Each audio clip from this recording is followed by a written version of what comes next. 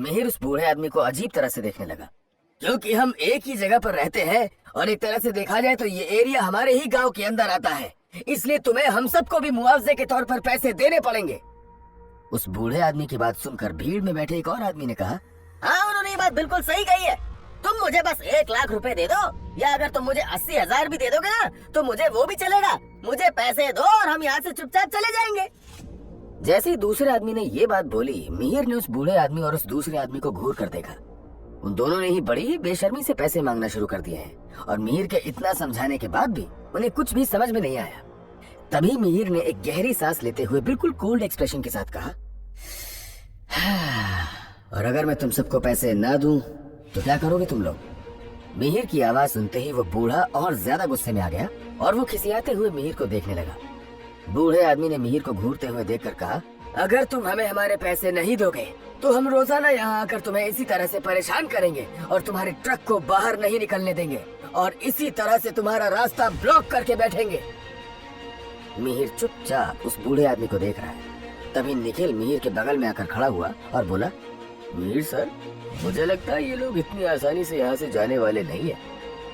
मिहिर ने निखिल की बात सुनकर हाँ में सिर हिलाया। धरा, अमृता और काव्या उस आदमी की बात सुनकर गुस्से से उसे घूर रही हैं और अमृता से अब और नहीं रुका गया और वो मिहिर के बगल में आकर बोली, सर आप मुझे परमिशन दीजिए, मैं अभी सिक्योरिटी गार्ड्स के साथ मिलकर इन सबको यहाँ से भगा सकती हूँ। मिहिर ने अमृता की तरफ घूर कर देखा और ना में अपना सिर हिलाते हुए कहा, नहीं तुम्हें ऐसा कुछ भी करने की जरूरत नहीं है अमृता। अमृता मिहिर की बात सुनकर गुस्से से अपना पैर पटकते हुए धरा के पास जाकर खड़ी हो गई। धरा ने अमृता को इतना गुस्से में देखकर कहा, अमृता मैम आप क्यों इतना गुस्से में अपना मूड खराब कर रही हैं? और मिहिर सर के साथ निखिल सर और काव्या मैम है ना, वो तीनों मिलकर इस बात को सॉर्ट आउट कर लेंगे, आप बस थोड़ा शांत रहिए। मिहिर उन सभी को देख रहा है और अभी तक उसने कुछ भी कहा नहीं है। तभी भीड़ में से एक और आदमी ने कहा, तुम कुछ भी सोच रहे हो, हमें उससे फर्क नहीं पड़ता। मैं तो अब यहाँ से पैसे लिए बिना जाऊंगा ही नहीं, क्योंकि मुझे ना ही तुमसे डर लगता है और ना ही तुम्हारे सिक्योरिटी गार्ड से।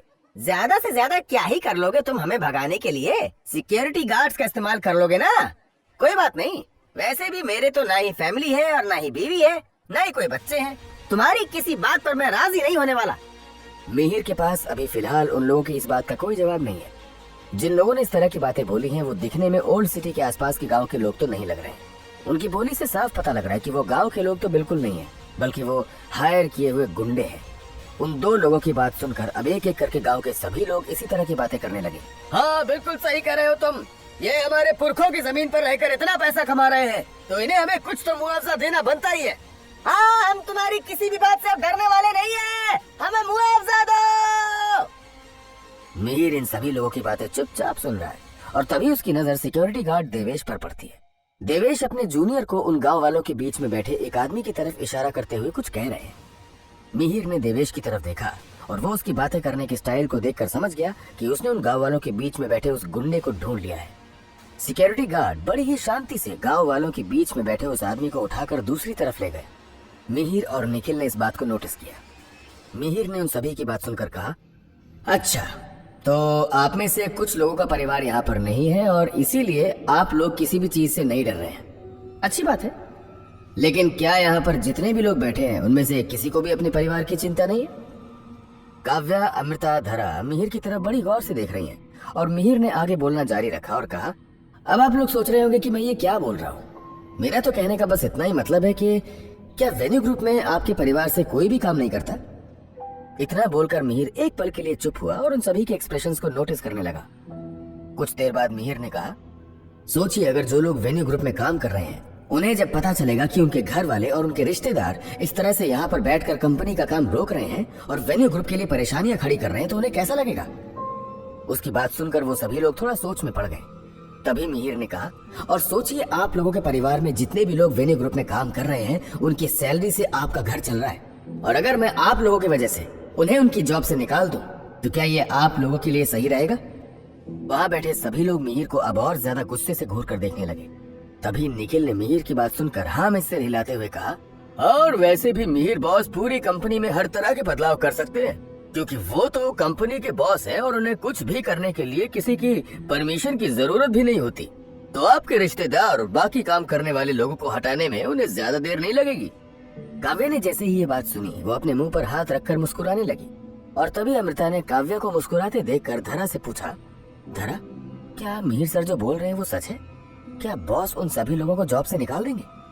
धरा ने तुरंत उन्हें नाम से बुलाया और कहा, नहीं नहीं सर, ऐसे बिल्कुल भी नहीं है। वो किसी वर्कर की जॉब नहीं छीन सकते। वो बस इन लोगों को डराने के लिए इस तरह की बातें बोल रहे हैं। जैसा कि धरा ने कहा कि मिहिर ये बात उन लोगों को सिर्फ डराने के लिए बोल रहे हैं, और शायद मिहिर की ये बात उन लोगों को समझ में आ भी गई है और वो सभी थोड़ा सा घबराने लगे। और तभी उन लोगों की खुसफुसाहट में कुछ बातें उनके उन लोगों के कानों में पड़ी। अरे नहीं, अगर इसने सच में ऐसा कर दिया तो मेरे बेटे की तो जॉब भी चली जाएगी। वो अभी वेन्यू ग्रुप में नया नया काम करने गया है, और अगर उसे पता चला कि ये सब कुछ मेरी वजह से हुआ है तो वो मुझे कभी माफ नहीं करेगा। हाँ, बिल्कुल सही कह रहे हो तुम। मेरी बेटी भी धरा एम्ब्रॉयडरीज में काफी दिनों से काम कर रही है और उसकी सैलरी भी बहुत अच्छी है। जब से मेरी बेटी ने धरा एम्ब्रॉयडरीज में काम करना शुरू किया है तब से हमारे घर की काफी हालत सुधर भी गई है। मैं अपनी बेटी की जॉब छीनते हुए नहीं देख सकता। मेरा भांजा भी नक्काशी की कारीगरी जानता है और वो इन्हीं की ओल्ड सिटी में ही काम करता है। अगर कंपनी के बॉस ने जैसा बोला है, अगर उसने उन्हें सच में जॉब से निकाल दिया तो पता नहीं क्या होगा। मैंने तो सुना है अगर वेन्यू ग्रुप में इतने दिन काम करने के बाद अगर तुम्हें कंपनी से निकाल दिया जाए तो कोई दूसरी कंपनी भी तुम्हें जॉब नहीं देगी। मेरा बेटा तो बड़ी मुश्किल से वेन्यू ग्रुप में लिया गया है और उसने मुझे बताया है कि इस साल के अंत में उसे काफी अच्छा बोनस मिलेगा, जिसका वो बड़ी बेसब्री से इंतजार कर रहा है। वहाँ बैठे सभी लोगों में से कुछ लोगों ने आपस में ही इसी तरह की बातें की और मिहिर, निखिल और काव्या उन सभी की ये सारी बातें सुनकर एक दूसरे की तरफ देखकर मुस्कुराए और 10 मिनट से भी कम टाइम में आधे से ज्यादा लोग वहाँ से उठकर वापस अपने घर की तरफ चले गए। निखिल ने उन लोगों को वहाँ से जाते देखकर मुस्कुराते हुए कहा, मिहिर सर, लगता है आपका प्लान काम कर गया। धीरे धीरे करके आधे से ज्यादा लोग यहाँ से वापस जा चुके हैं। इतना बोलते हुए निखिल काफी ज्यादा खुश लग रहा था, लेकिन मिहिर इस टाइम काफी ज्यादा सीरियस है और उसने हल्की सी मुस्कुराहट के साथ कहा, निखिल, इतना ज्यादा खुश होने की जरूरत नहीं है। अभी वैसे भी यहाँ पर देखो कितने सारे लोग हैं जो मुझे नहीं लगता कि इतनी आसानी से यहाँ से जाएंगे। मिहिर ने बाकी बचे लोगों की तरफ देखा और अपना माइक उठाकर जोर से चिल्लाते हुए कहा, आप लोगों का अभी भी यहाँ से जाने का मन नहीं कर रहा है क्या? इस तरह से यहाँ पर बैठकर आप सब सिर्फ और सिर्फ अपना टाइम वेस्ट कर रहे हैं और हमारा भी। मिहिर इतना बोल ही रहा है कि तभी वहाँ पर बैठे उन लोगों में से एक आदमी ने कहा, हम भी किसी का टाइम वेस्ट नहीं करना चाहते, न ही तुम्हारा और न ही अपना, इसलिए हमें जल्दी से पैसे दे दो और हम यहाँ से चले जाएंगे। मिहिर ने उस आदमी की बात सुनकर मुस्कुराते हुए कहा, निखिल, जाओ यहाँ बैठे सभी लोगों के नाम पता करो और देखो उनके रिश्तेदार या उनके किसी भी रिलेटिव ने अगर ओल्ड सिटी में कोई बिजनेस स्टार्ट किया है, उसे तुरंत नोटिस दो और ओल्ड सिटी से जाने के लिए बोल दो। उसकी दुकानें जब्त कर लो और ध्यान देना, वेन्यू ग्रुप की कोई भी कंपनी उसे कभी अपने साथ कोई बिजनेस करने न दे। मिहिर ने जैसे ही ये बात बोली, उन लोगों में से बाकी बचे आधे लोग भी दुम दबाकर भाग गए, क्योंकि वो सभी अपना नाम नोट नहीं करवाना चाहते थे। वहाँ बैठे इतने सारे लोग अब धीरे धीरे करके जा रहे हैं और जैसे ही एक बार फिर सारे लोग वहाँ से भागे तो वहाँ पर एक दो लोग ही बचे रह गए। उन सबको जाते देखकर एक बूढ़े आदमी ने मिहिर की तरफ घूमते हुए देखा और कहा, लड़के, तुम सच में बहुत चालाक हो। इतने सारे लोग तुमसे डर कर भाग गए, लेकिन मैं तुमसे नहीं डरता हूँ। तुम मेरा क्या कर सकते हो? मेरे किसी भी रिलेटेड की यहाँ पर कोई दुकान नहीं है और न ही मेरे परिवार का कोई तुम्हारी कंपनी में काम करता है। इसलिए अब बताओ तुम क्या करोगे और मुझे किस तरह से डराकर भगाओगे, बताओ। मिहिर ने उस बूढ़े आदमी की तरफ देखकर कहा, अंकल, मैं तो किसी को भी डराना नहीं चाहता और न ही मैं ऐसा बोल रहा हूँ कि आप लोग मुझसे डरिए। मैं तो बस इस मैटर को सुलझाने की कोशिश कर रहा हूँ। और रही बात आप लोगों की, तो मुझे पता है कि आप लोग मुझसे नहीं डरते, इसीलिए मैंने पहले ही पुलिस को फोन कर दिया है। वो बस कुछ ही देर में आती होगी। इतना बोलकर निखिल की तरफ देखते हुए उसने कहा, निखिल, इंस्पेक्टर को फोन लगाओ और पूछो उसे यहाँ आने में कितनी देर लगेगी।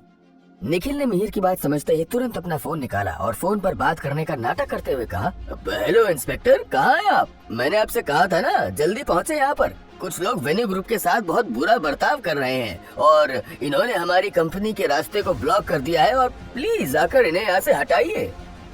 एक पल रुक कर निखिल ने कहा, अच्छा, क्या कहा आपने? आपको आने में 10 मिनट लगेगा? ठीक है, कोई बात नहीं, हम 10 मिनट तक और वेट कर लेंगे।